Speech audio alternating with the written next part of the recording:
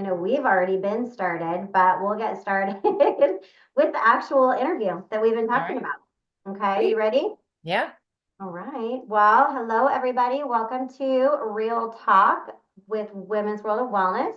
Today, we have my good friend Amanda Torres, who is going to share with us her major life transformation, surviving to thriving. Amanda, go ahead and introduce yourself and tell us a little bit about yourself. Well, I'm Amanda Torres, and I have grown up in Southern California. I grew up in Encinitas, actually, which is where I went and met Morgan. Almost, can you believe it's been over 30 years ago? That's I nuts. know. I was just thinking about that this morning. And I lived in a beautiful town next to the beach. Had a lot of cool experiences down there, and I lived with my mom, a single mom. When my mom and dad divorced, I was 3. And my mom really struggled with addiction my entire life that I can remember. Um, and I feel like it was always survival mode. We were moving from place to place, some cool places, some not so cool places. I think I lived in a car at one point, and I got sent away back east to live with my aunt for a little while. And then I would move back, and we'd shuffle around a bit. And I just think um, it was just always in survival mode. Just that's always I can just go back to. My mom was just always trying to, have some food in the house. Never was really healthy food. I can remember being overweight and uncomfortable in my clothes while all my friends were wearing the cute Guess jeans that fit so good. And I was just always just in whatever clothes I got at the thrift store, probably. We did a lot of Goodwill shopping, and I think that was just kind of the norm. I didn't see it as anything different because that's just what we had. And um, my mom was a fun mom. There's a lot of stuff that I don't remember, and a lot of stuff I wish I didn't remember, but I do remember um, that it was just, like I said, a lot of place to place, and there was different people coming in and out of my life, um, like men that she'd have dating or just in the mix. Um, a lot of partying. I remember a lot of partying going on and observing and listening and trying to sleep while they were partying. I remember at one point we were sharing this studio, and she had this guy, and I'm like, can you guys don't know that I'm right here in this bed and I can hear everything that's going on over there? And I just remember, like, who does that with their kid in that same room? But How my old kids, were you? How uh old were you when you remember then things? I think we were there. I moved there probably in the 3rd grade, Okay. second, maybe second or 3rd grade. And that was like first and D, right down by Moonlight Beach, which is not a horrible place to be. But yeah, yeah, I was there, and my school was like a couple blocks walking. I could walk to school and walk back. So hang out, go to the 7-Eleven and get smokes for my mom. Back then, you could get a note to go get smokes. And if I was hungry and wanted a burrito, I would go to the local bar, and be like, is my mom here? I need some money, man. So that's just kind of how it was. And that was Mhm. normal. I mean, I remember as my kids were, after I had kids and we were living down there in that area, I could never imagine sending them to the store with a note for anything, let alone a pack of smokes. But yeah, that was Yeah. that was normal that we could do And that. at what age were you allowed to do that? I didn't even know you could do that. I don't think you could do that. I think my mom knew the owner of the 7-Eleven, Okay. All right. but So that you was could how do that. I could do that. Yeah. So you That was had an not a early thing. in. You had an early into all of that easy access. Yep. Yep. I remember smoking my mom's whatever's butts that were be in the ashtray. I mean, that was like kind of the first thing we did as kids. My mom's best friend lived on the corner, and it was easy party access. And her and her son and I would always get the cigarettes in the back alley and be like just smoking. I don't even know how we must have been 10 or 11, like young. This is crazy to think about it, but yeah, that's when it all started. And if you have things at your fingertips, you're gonna try. Yeah. Yeah. That I did. So that's when you started. So what did you start? You said that's when it all started. What is it? What is it all? Well, I mean, I also followed in my mom's footsteps with just trying whatever she had around. I think weed was the first thing that really, or alcohol, probably alcohol actually. And I remember, hanging out with our friends and uh just getting so wasted. Like who drinks straight shots of vodka, straight shots of Jack Daniel, and I just remember partying with friends and waking up in the morning like, I'm never drinking again, praying to the porcelain god. And, I drank Now, again. was this with me? It might have been. I mean, I think we were with Joe Holder, and I don't know, I could name some names. Name dropping. I know. Oops. Yeah. Sorry guys, but yeah, no, I mean, like that was a We were crew. about 12 What's when we that? met. We were about 12. Yeah, so this was probably seventh grade summers when I remember this Yeah. incident happened. And I can't remember, I don't know if it was, I don't remember whose house it was, but needless to say, I was rolling down a hill that night and, waking up in the morning dying. So saying I never want to drink again. Yeah. But we sure did. And my mom's house later on, this was obviously I don't know, junior high, right? But then, and I was living in Cardiff by now, and I was stealing weed from my mom's drawer and like thinking I was sly about it and not getting caught, but they knew. And I remember one day going in there, there was a big sign, we caught you. Uh, And I'm like, crap, there goes my stash. But and I a lot of times there was other drugs that were there that I was able to get a hold of also that I didn't do. And I had a friend and he was very happy to take that off my hands. And after a while, I'm like, what's so cool about this? And then I was like, well, I'm gonna try this. And then I'm starting to mess around with drugs. And I mean, I'm young now. I'm what, maybe 14, 15. And now I'm doing harder drugs and I'm like cleaning everywhere. Everything's clean now. Everything's very clean. And it was like I had all this energy and it was awesome. And then until it wasn't awesome. And I mean, that went on for years. I mean, you weren't even allowed at my house because my house was the party house and we would have a lot of fun and we would drink. We were allowed to drink and I had that cool little rooftop balcony.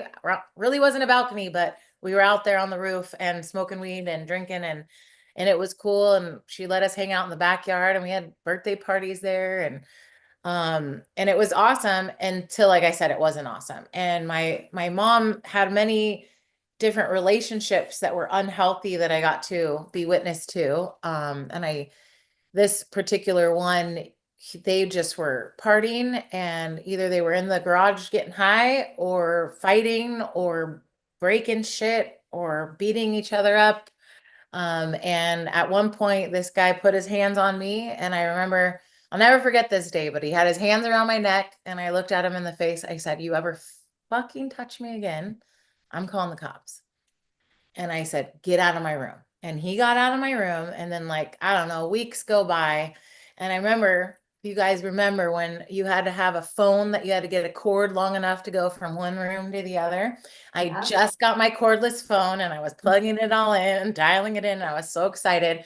And here I am, and I hear them like going at it, like, Jesus Christ. And I go in there, and he's on top of my mom, has her pinned down.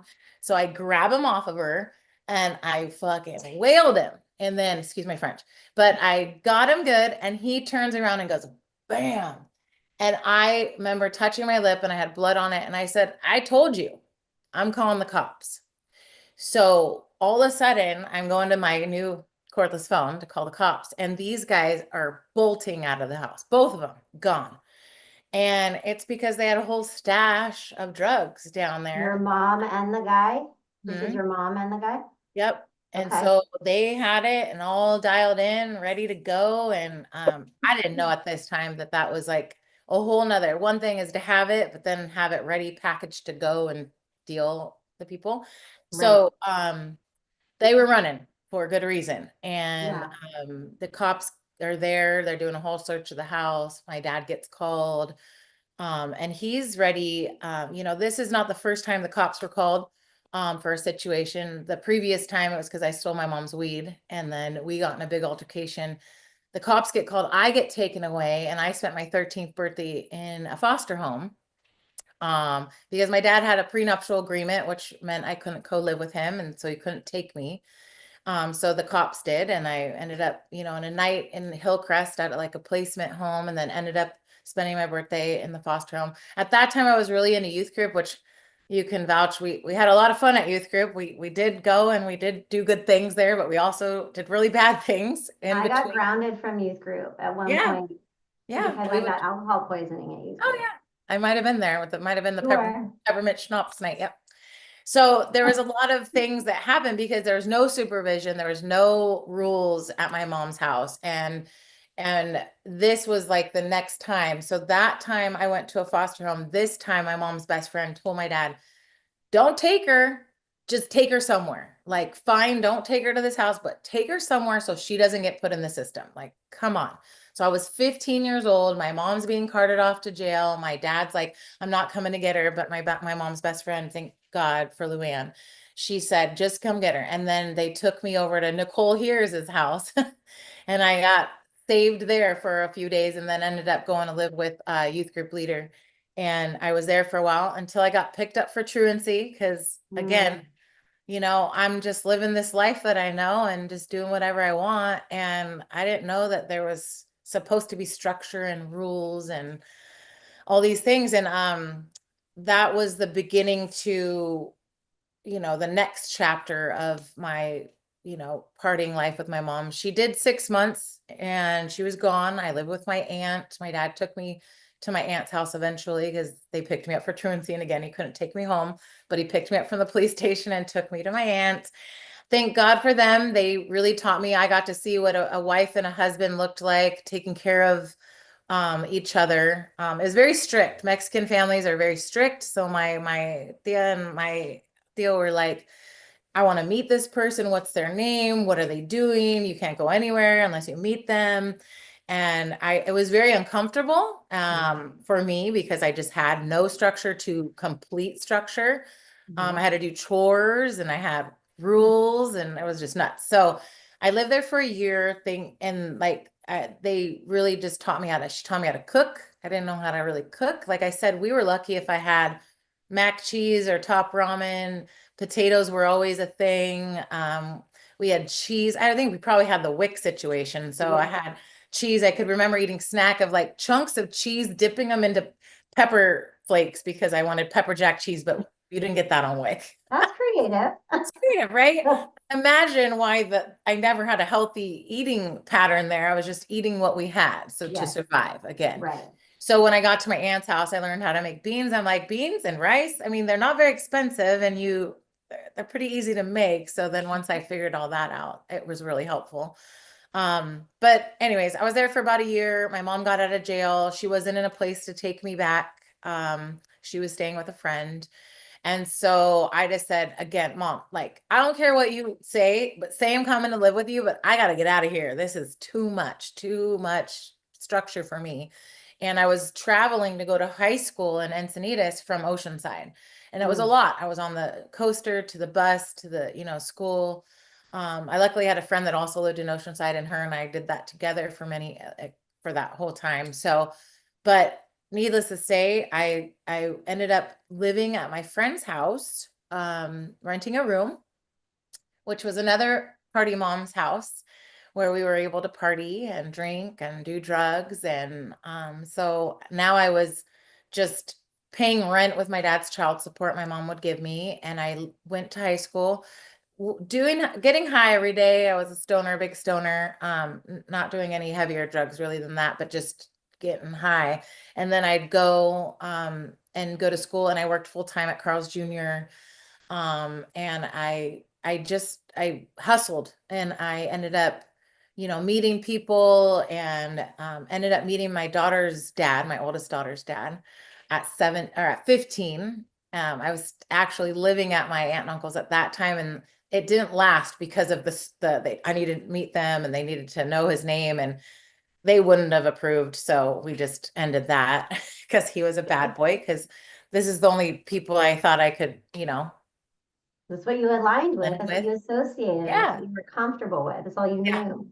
Yeah. Yep. So that guy and I split, but then we got back together when I was 17 and graduating high school. At that point, I was living with his cousin, renting a room from her now, and still in Encinitas. But and it was 19, I ended up pregnant and had my daughter, which was the best thing that ever happened to me. Um, I think she really was the beginning to saving my life because it was like, you can't live this life and raise a little person. Mm-hmm. So, I mean, he still was him. He didn't change. I remember about a month before she was due, I'm gonna say a fire marshal, a sheriff marshal came knocking at my door looking for him. He had a warrant for his arrest. And he ran out the back door and whatever. We figured out what it was. He had a DUI that wasn't paid, yada yada. And he um he got permission to stay out and turn himself in when after she was born. So they gave him that time. And then he went in and turned himself in when she was 3 days old. So here I was, a new mom, young mom at Right. 19, now raising a little girl, and I'm like by myself. I also had another friend who had a young daughter, few years older, and so they moved in with me. So the four of us were together, two moms, two little girls, and we just figured it out. Again, just surviving. I think that we were still partying. We like to drink a lot and have fun, but we were doing the best we could to just, be the best we knew how, because that was the same mom, same friend that I lived with her at that party house when I was Yeah. 15. And so, we just both were raised watching our moms just try to fight and battle addiction. They would get, do well, and struggle again, and then they, hit rock bottom and whatever. So that was just kind of the yo-yo. And I feel like through all of this, was always trying to manage my weight. I always was the heavier set friend. All my friends like you are just the prettiest, in my mind. I know we all have our own body We shame and were all feeling a certain type of way as teenagers. right. But I just remember thinking, God, I want to look good and feel good. And that was always a struggle in my mind. And Yeah. now after having a daughter, now I have baby weight that was like, I didn't know how to get rid of, whatever. Anyway, Mhm. so I did that for a year. And when he got out, we tried to make it work. He was an alcoholic and very abusive. And I ended up, trying to move back east with him when she was a year old. And then um, we came back 3 months in, and my best friend was dying of cancer. And I remember going to your house for her like after party for that. And Yeah. when I got home, he said, "How long does it take to bury somebody?" And Wow. that day, it just something clicked in me, and I was like, you know what? I don't need this. I don't want this. This is not healthy for my daughter. I just lost my best friend. This is just crazy. Yeah. And I I knew I had to get out of there. So he had been trying to get a job for all this time, couldn't get a job. We were there 3 months home, no job. Every day he's out looking for a job, I think. I go out one day, one interview, I got a job. I'm not really sure how that happened, but it happened. It was meant to happen. Yeah. And I get this job at 24-Hour Fitness of all places. I'm like, cool. Now I can get a gym membership free and I have this job. And yes. So everything was going good. And the day I'm starting my job, he comes home and says, "I'm going to work." And I'm like, who's going to watch the baby? He's like, "I don't know. You told me to get a job. So I got a job." And I looked at him. I said, "Felix," I said, "look, you go ahead and go do your job, but give your daughter a kiss because we will not be here when you get back." And that day I called that woman, the boss, tears. I'm a crier, so I apologize ahead of time in this because it's all very close to me. But I called this woman and I told her, "I'm so sorry. This is not who I am. I have good work ethic. I would never do this, but this is my story." I broke it down to her. I was real and honest and vulnerable. And she said, "Can I take you?" And she drove me to the Women's Resource Center. Wow. And this is the next chapter of my life. I had to live in a shelter for 30 days, couldn't talk to my family or anybody I knew. Just me and my daughter with all these strangers. After that, I went to transitional housing. I was qualified to do that. I got like aid and help to get me through beauty school. It was my dream. I had started beauty school when I graduated high school, and then I got pregnant. So I went back and followed up with my dream. After 18 months, I had a license, a car. I lived in low income housing. I got out of the transitional housing, and I was thriving. I was doing well. I thought it was really good.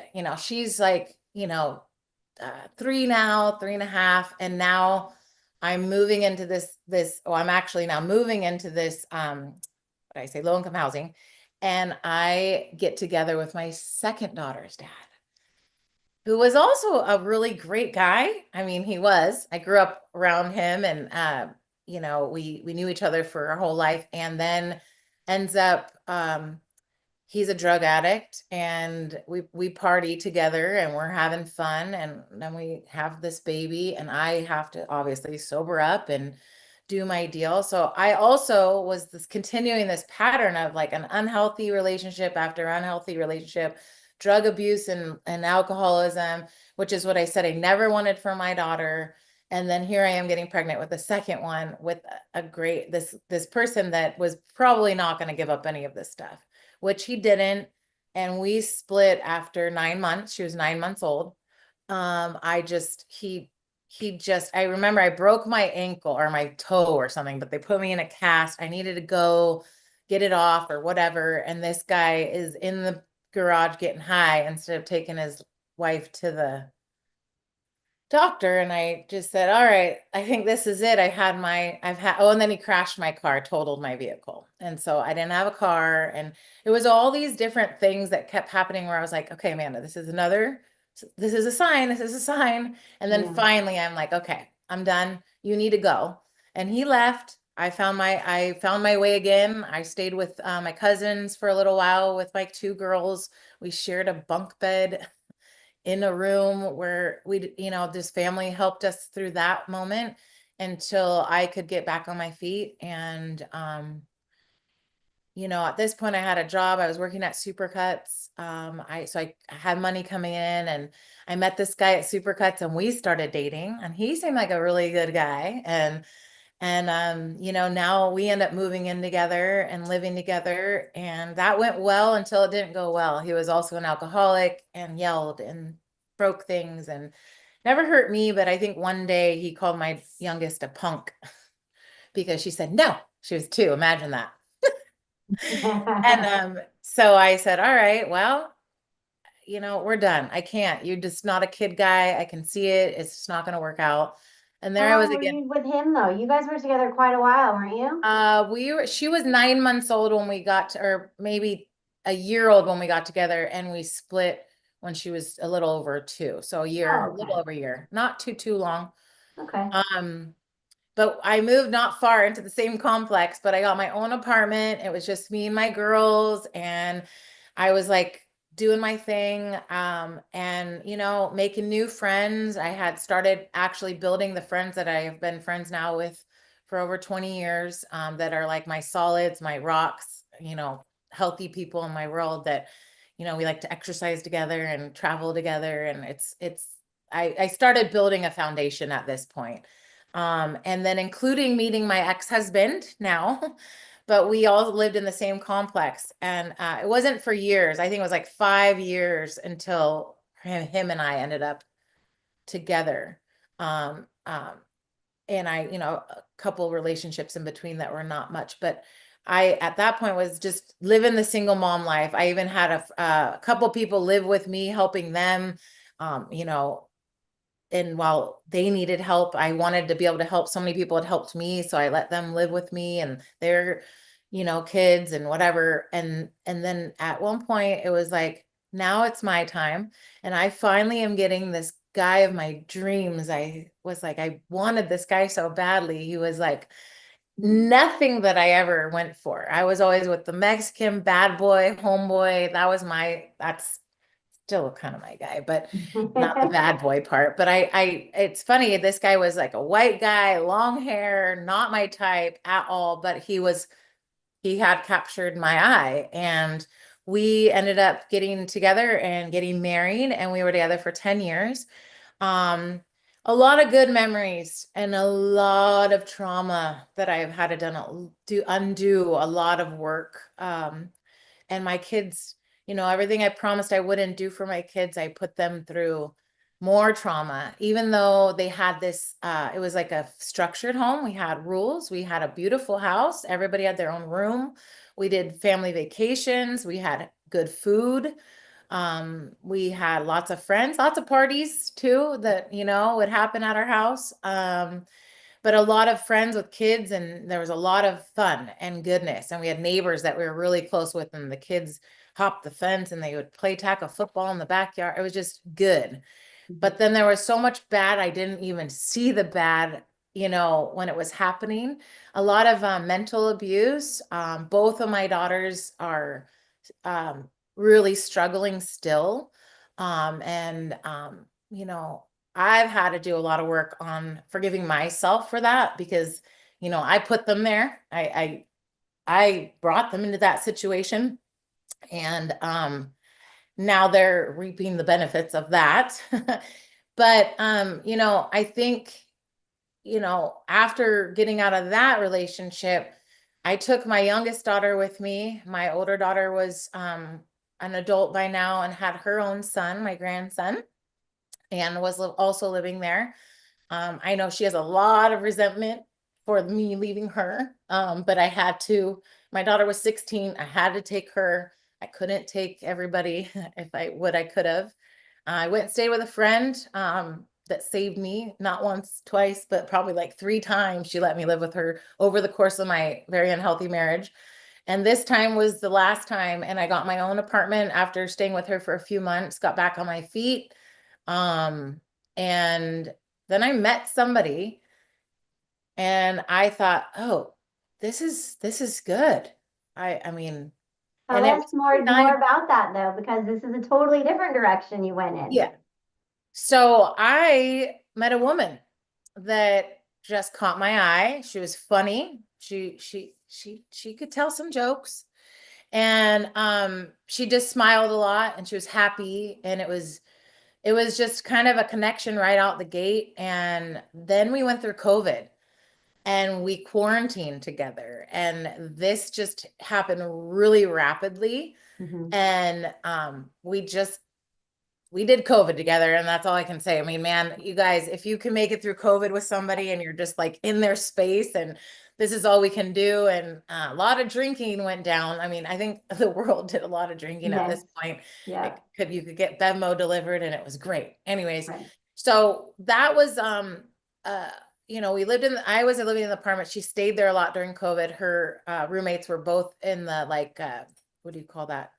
One was an EMT and the other one was a firefighter. So they were like Okay. in the front lines and she just didn't want to. Yeah. Anyways, so after we kind of got through the COVID thing, then we like, should we move in together? Get a place, and we did. Well, my mom also moved with us, my daughter, and this young lady that was awesome. And until it wasn't awesome. And we both kind of um we didn't bring the best out in each other anymore. And Yeah. I know that I wasn't happy and she was definitely not happy. And I mean, I think, when I look back at my history of my weight, a lot of it has to do with emotional eating. And when you're stressed, you just like, I hit the kitchen, what can I make? And I love to cook. And not always did I have kale in my fridge or, vegetables galore or a fruit basket full of Mhm. goodness. I mean, it was just whatever you could afford or have or whatever you were craving. And I'm like, yeah, I'm going to make this greasy goodness. I'm going to fry up Mhm. some potato tacos because they're really freaking good. They are Yeah. really freaking good. And I might have those sometimes still, but, 80/20. yeah, yeah, 20. 80 But 20. the deal is I gained so much weight towards the end of that 3.5 year relationship, which it wasn't a little relationship. It was legit. We were together and we traveled and we did things and we lived life. And I was happy until I wasn't happy and realized how unhappy I was as I looked at myself in the mirror and I didn't recognize myself anymore. I was just, the light went out. And I'm pretty much, if you know me, I like to laugh. I like to dance. I like to have a great time. I like to make people feel good and be happy. And I just wasn't able to even do that for myself. So I wasn't able to do that for anybody else, Right. including my kids. And I think it was last year this time, my daughter, both my daughters call me and tell me they're on the way to the emergency room with my daughter and that she was struggling. And brought some stuff to my attention that I had no idea how bad she was struggling and how low of a place she was in. And this is kind of when I was like, something's got to change, man. And I know I was trying to help her and do all the things. And at that moment, the person I was with just didn't understand. They didn't have children. They really didn't get it.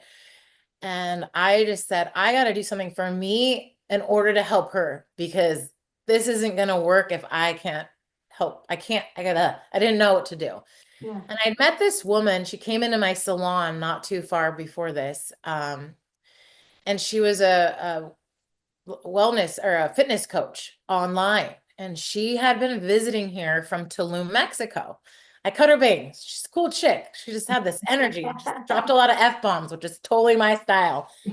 And so, her name was Charlotte, and she just something about her. So I started following her, and she followed me, and we were like chatting here and there. And I'd send her this quote, she'd send me this, and then she's like, "Come to Tulum. I'm doing a wellness retreat in November." And I'm like, "Oh, there's no way I can't do that. There's no way, whatever." And she's like, "Okay, I get it. I just started a business too, blah, blah, blah." And we connected that way. I just left Supercuts. I was at Supercuts for 22 years. I had just went out on my own, investing a lot of money. Just there's no way I could do this. But she kept, reaching out and trying to, reel me in. And she thought I was somebody that could maybe, benefit from what she had to offer. And in Mm. October, she did a contest. It was a 3-day challenge, and you had to like post your food and log your food. And I'm like, oh God, this is gonna be bad. She's not gonna like what I'm logging.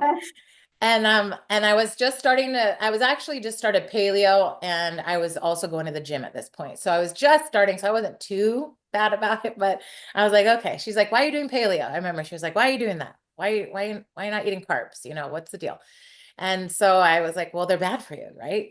That's not good for you." And she's like, "Well, there's some carbs that are not good for you, and there's some carbs that give you energy and are very important." And I'm like, "Oh, Mm. okay." So she starts teaching me stuff.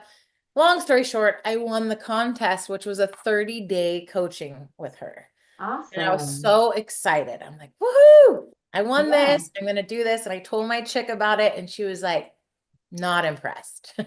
Not Oh. really impressed. She was just like, "Oh, that's cool, whatever, But she wasn't happy because I wasn't going to be doing the same thing she was, or I didn't like conversate with her. I get it. I don't really talk, but I was like, I got to do this for me. I'm doing me now. I have to do me. And this was all because I knew I needed to be a better me for my Hmm. daughters, both of them. But at Hmm. this point, my youngest was really struggling. So fast forward, in the middle of this month of free, coaching, she does a coaching call with me, and she's like, "Why don't you just sign up? Let's do 6 months. Let's see what we can do. You said you want to do this. You're ready. What's stopping you?" And I was like, money was the biggest factor. She's like, "Well, you're probably spending money out drinking, right? Right. Yeah, probably Right. out spending money on these eating outs and door dashing or whatever." I'm like, Yeah. "Yeah, yeah, yeah." So anyways, I'm like, fuck it. Put it on a credit card. I'm doing it. And I was like, "Woo," so excited. So I'm signed up. Now I'm choosing me for the first time in I don't know how long, and I'm going to do Ever. something good for me.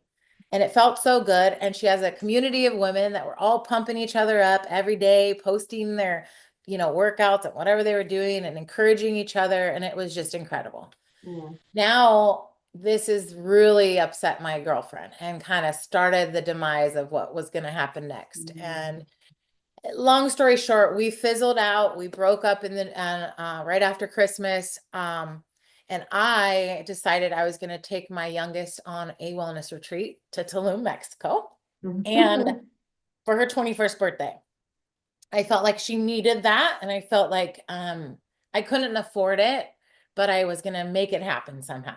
I don't know how I was going to make it happen, but I knew that she needed this and I needed this. So it's kind of what really started the new chapter in my life.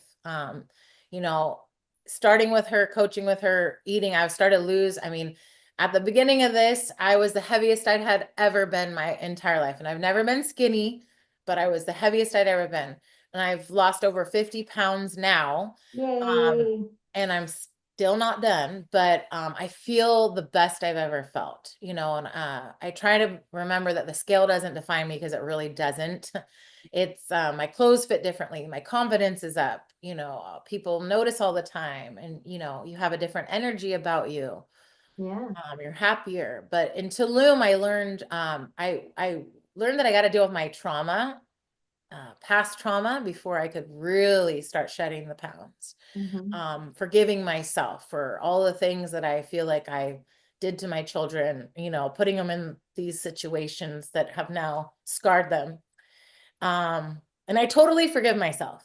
I still get sad about it and I still feel because I know it's still affecting them, but I forgive myself because I did the best I could at that time, you Yeah. know? Yeah. And I'll continue to grow and get better, and break the cycle is the goal. And so that they can see what a healthy life looks like, what a healthy mom looks like. Um, and I went to Tulum with an open mind, not knowing what the hell I was getting into. I went soaked in an ice bath. I did like 8 minutes in that thing. I was like, oh my God, this thing is Wow. nuts. But I did that breath work. I don't know how breathing can make you cry, but I sure as hell started crying and this and Release. It's a broke down. release. And it's so crazy. It's how I let go of so many things. Yeah. Imagining my child self, closing my eyes and looking at that child and where I was at that time, and the traumas and the, sexual child abuse that, you know, has another whole area that I had to really look at and go, okay, this is why even in my relationships with people, it's hard to be intimate because I was stuck on this thing, that was Yeah. holding me back. Yeah. And then listening to my daughter and being her, really realizing that, some things that she had to realize really was like touching to me. And then I met this guy Travis there, and he's a coach and a friend of Charlotte's, and he just really resonated with me with the gratitude. Like, if you just wake up every day and you're grateful for anything and everything, whatever it is, I Yeah. mean, it is such a life game changer. It really is. So ever since I came back, I'm not guilty anymore. I'm not angry anymore. I don't, my mom and I are the closest. I mean, this happened before Tulum, but man, my mom and I are closer than we've ever been. She's like been sober over 30 years. Amazing. I mean, I guess not over 30 years. What is it? I was 15. Yeah, freaking 30 years. I remember when she went away and then she was sober when she came out and she stayed sober. Yeah. So, Yeah. and she's the coolest chick. She's funny. She's fun. She's a wonderful grandma. My kids know no different. They know cool grandma. She's just grandma. And Gigi, she's a great grandma now. And it's incredible what you can do when you forgive people, because that was holding me back. It wasn't holding her back, made her Yeah. sad, but I get to live now. I get to enjoy my mom. I get to travel with her and have fun and make memories. And I get to just love her as she is Yeah. completely. And I don't see any of that anymore. That's just in the past. And I move forward. That's how I live my life now. Like, grateful that I have my mom. It's the only mom I get. Yeah. So, and I forgave my anybody who has done me wrong. I have nothing for you. I have nothing but wishes that you do well in your life, and I that's just how I am. And so I just wish that for my kids. I hope that they can get to that point, and I hope that I show them that example. Um, I honestly believe that, just if you can forgive yourself, love yourself, uh, really realize how amazing you are. I mean, do a lot of mirror work too. My mom, I Yeah. was saying, I think I told you this, but my mom gave me these little peel off calendars for the last probably 15 years. And it's Louise Hay. And, Yeah. just they're positive affirmations. And so I remember one year she didn't give me one. I'm like, Mom, where's my calendar? Like, I need these. These are like how I do my day. Yeah. But it's really positive affirmations, telling yourself in the mirror that you are amazing, you are worthy, you are wonderful. You've got this. Even tonight, before I got on this thing, I'm like, okay, you got this. Don't cry too much, Amanda. But you can do this. And I'm just so grateful. I'm just grateful you asked me to do this. I'm like, I don't know what, I mean, I don't know. Are you sure? I Why don't know. not? I just love that, when I'm in my journey, I post a lot. People laugh. They're like, you're always on there. We know what you're doing every day. And I'm like, yeah. And I just because I've had so many people when I do post, when I was first doing it, especially, they're like, whoa, the transformation. And you're just looking so great. You can totally see. And then some people text me, hey, thanks for posting this morning because I didn't feel like freaking getting out of bed and Yeah, going to the gym. And I went. So thank yeah, you. So if yeah. that's all it is that I'm doing with those posts, fine. Sorry for all of you Well, that don't want to look at them. Just and what I okay. caught, yeah, right. What I caught from your post, it wasn't as much as the workout side. Like I knew you got a trainer and you were working out, but it was the mindset stuff. It was the self-care, it was the self-love, it was the, gratitude, all of those things, which of course are, like we talked about, what part of your story do you want to talk about? Because you have such a big story and your transformation is within the last year is the most transformational part for you. But we kind of talked about it that doesn't start in the gym. And that's where so many people try to start that if they just go to the gym, your life's going to change. And ultimately, you can't necessarily be successful in the gym if you don't do the other work. And No. that's why I was like, let's, talk more about the work that you have to do because all of that work is what makes the gym manageable and doable and fun and something you want to do. And what did you say to me the other day? You said, like, if there's a day that you're not working out, you're thinking Oh. about it and you're like, I didn't go to the gym or I need to go to the gym, but it's like a normal part of your life now. Yeah, it's just part of the program. And I mean, you have everybody has their deal, right? Like I wake up, I read my little affirmation. I look at I listen to IMs. I listen to IM night stuff. I go to Yeah. sleep with my I am amazing, I am wonderful. Sometimes it's just good whatever noise, but Yeah. positive something. And I wake up and I put the same thing on. Yeah. I am worthy of love. I am worthy of this beautiful day. I am worthy of making tons of money, like whatever. I am.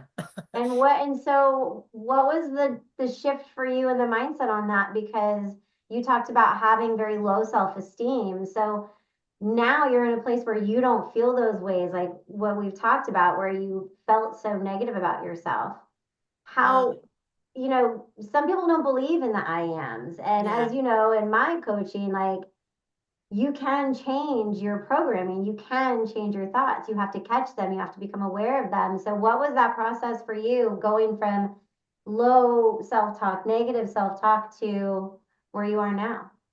Well, I think a lot of it has to do with obviously this, Coach C, joining this community and always having those positive. That's who she is. And she's Mm-hmm. funny and she's pumping you up. And then you get in this group, we have group chats with our girls, and it's like somebody's having a bad day, and everybody's like, you're fucking beautiful. You're amazing. You got this. Like, remember Yeah. what you said yesterday to me? Why don't you tell yourself that? And then, like, we leave these group chats and we're feeling just so much better. And it's just, I think the people I choose to surround myself with, I had to weed out a lot of people, man. Like there's some people that are way you down. And I mean, Mhm.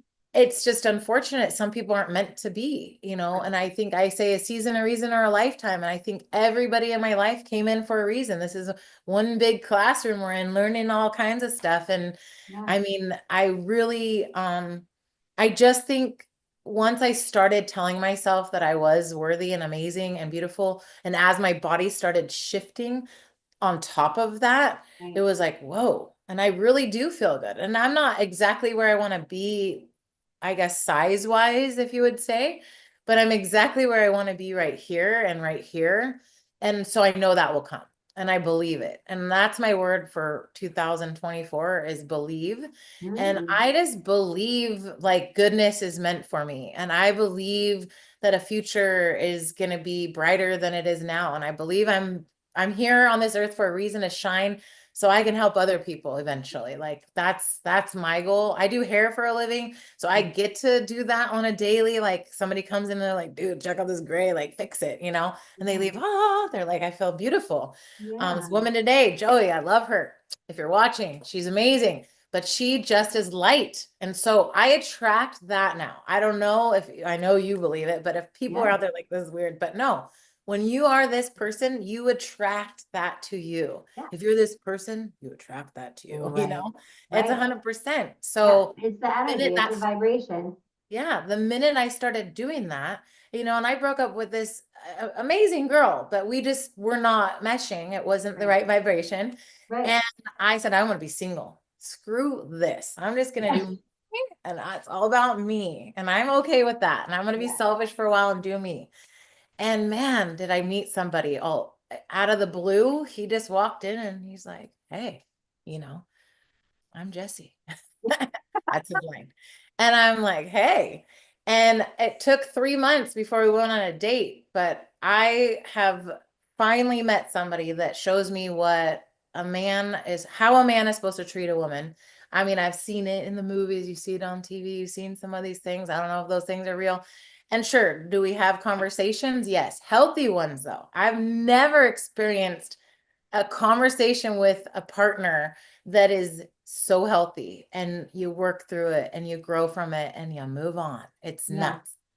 And It's so nuts. I attracted that. I brought that guy in my life Yeah. because I deserve that. And I deserve to be treated like he treats me. And he deserves to be treated like I treat him. And I always thought I was a pretty good lady. And I'm like, I want to be able to share that with someone that's going to appreciate it. And he Yeah. does. So, it happens like that. Now my daughter gets to watch, what that looks like, a healthy relationship, because I never gave her that before. It's not Yeah. too late. Yeah. Well, and also you did a lot of healing. You did a lot of inner work to be able to attract that. So I think sometimes the mistake of, breaking up and getting back into a relationship and breaking up is you're bringing that trauma from those relationships with you.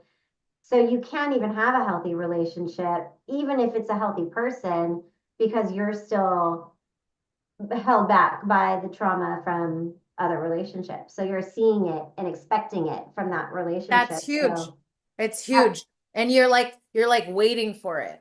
yeah. You're waiting. And I'm still struggle. I'm still working. I'm still growing. So sometimes I Yeah. still am like, when is this gonna not be so amazing? Like, and I don't know that it's not gonna be, but why am I even looking for that? Don't even put that out there, Amanda. I have to remind myself because Right. that's not a thing. But Well, I'm and if you can continue with the believing mhm, aspect of it, then whatever you believe it to be is what it will be. yeah. So I believe it's gonna be amazing because that's what I want. So that's what I'm And gonna that's get. what it is. Yeah, that's what it is. And so it is. That's what it is. But you've done so much inner work and you didn't even touch on it or talk about it, but you have done a lot of counseling. Oh yeah. I've done a Mhm. lot of counseling. I mean, a lot of counseling when I was younger about my like childhood abuse, but then as I got older, even in my marriage, trying to save a marriage, I really do believe in counseling. It's necessary sometimes. And Yeah. if you get the Yeah. right counselor, they can really help you dive deep into things. It can be really, really painful. Mm. Sometimes you need that. You need to get it out and release it and let it go and just go, oh, so that's why that affects me so badly, Right. I mean, it can be as simple as a phrase that triggers you. Yeah. It could be as simple as a smell or a memory, a place, a picture. I don't know. And so you have to be able to have that trigger happen and then go, nope, and turn it back off and Yeah. go, that's not for me. And that has taken a lot of work, a lot. I still like sometimes I still have to go, okay, shut The it down. work never ends. The work Oh, never ends. It goes in phases and it's always going to present itself in different ways just for you to continue to work and grow. And I think a lot of times people shy away from the healing or shy away from the therapy because they don't want to go through that initial struggle and hurt and pain of mhm. it because it is hard. Healing is hard. And And I people think, avoid it, but it still blocks them through their life and affects them every single day. So choose your hard, right? Like you can have a hard life, by keeping this trauma with you and integrating it into your life, or you can choose your heart and get in it, Mhm. learn the tools, learn the skills to heal through it. So then it doesn't have to be hard forever. Yeah. And I think that's something you got to look at and, make it your why. I mean, you have to know your why too. Like, and my why is definitely because I want to live a long life. Why did I choose, to change things? I want to live long. Stress is gnarly. It can really mess with your Ah, health. It's stress like kills. more than your obesity, let's say, Yes. right? Yep. So that was huge for me. And I want my kids to see that. And I want to be around and run around with my grandkids and, and just lead by example. But you got to know your why and you got to know when it's time to. And I also think that you have to be okay with not being okay. Yes, And you have to absolutely. be okay with not making it to the gym today. Like, I'm just not feeling it. I don't feel like it, like we talked about, but Mhm. not beating yourself up about it, but not giving up and go, well, I didn't go yesterday, so I'm not going to go today. Or, Right, I right. ate this crappy meal, so I might as well just eat the whole dish or whatever. Yes. No, it's like, get back on, and keep going. Cause I think that's what's kept me this time around is just that it's not a diet. It's a lifestyle and it's the way I'm going to be. And it's the only way I Thank want you to for be. saying that. I love how I keep hearing people say that, and my clients are saying that. They're like, it's not temporary. Like, it's a Mhm. lifestyle. I'm like, thank you. Yeah. Because it is, and it's 80/20, and it's balance, and it's giving yourself grace, but also holding yourself accountable. And those are two things that are difficult to do on a regular, consistent basis, right? Yep. Being consistent, having balance, and holding yourself accountable. Those are Mhm. very, very difficult things for people to do on a day to day. Yep. Um, and I think we both agreed the other day when we were talking that like the first thing is just your mindset. Your mindset. It's all about your mindset, what you want, and waking up every day and remembering that. But also, I think every day is a new day, Yep. and you have the Start choice. again. Yeah. You got choices. That's a big one. You have a choice, man. You can Yeah. choose to be angry. You can choose to hold resentment. You can choose to eat unhealthily. You can choose to not go to the gym. You can choose to, just not love yourself. Or you can choose to just love yourself and Yeah. forgive yourself and get up every day and move your body and love people. And that's what you're going to get back. Well, and I think you're really a true testament to the choice to be better, to do better, and to change your life, right? Because that's what you did.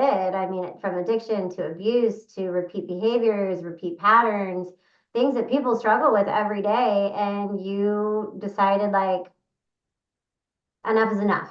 I don't Mhm. have to live like this. I'm not going to live like this. I'm just going to take a leap of faith and I'm going to trust that there's something better on the other side. And Yep. there always is, Hmm. Yep. always. And then surround yourself with like-minded people. A big Absolutely. one. If you surround yourself with people that care about you and want what's best for you and support you and what you're doing, you're gonna thrive. And people that are also trying to level up, right? Yeah. I love People that that. are Level up. Yep. level up. That's why I'm always like, level up with your friends. You gotta Yeah. level up. It's important to be around people who want to go somewhere because I feel Yeah. it's easy to get stagnant. It's easy to get stuck. It's Yep. not easy to move forward and to go somewhere. So when you're around people that motivate you and inspire you, which is why I thought your story is so inspirational to so many people because it's relatable. It's real. I was with you, when we were kids. I was part of the trouble when we were kids. Mm-hmm. And I had my story and my transformation and all of that as well. So for the two of us who were pretty heavy party girls in Mm-hmm. our youth, Been pregnant at the same time twice. babies are 3 weeks apart. Our youngest are 3 weeks apart. Or oldest, sorry, our oldest are three Yeah. weeks apart. Um, but it's a choice, it's a decision, and it's one that we make every day. And I also loved how you talked about the community of the women supporting each other and how that was really what helped to lift you up and made you feel good every day. So that's just another testament to our community, Women's World of Wellness. And that's exactly what we're here to do. That's exactly why we're here and what we want to bring to everybody on their wellness journey, I love and it. we're all real people.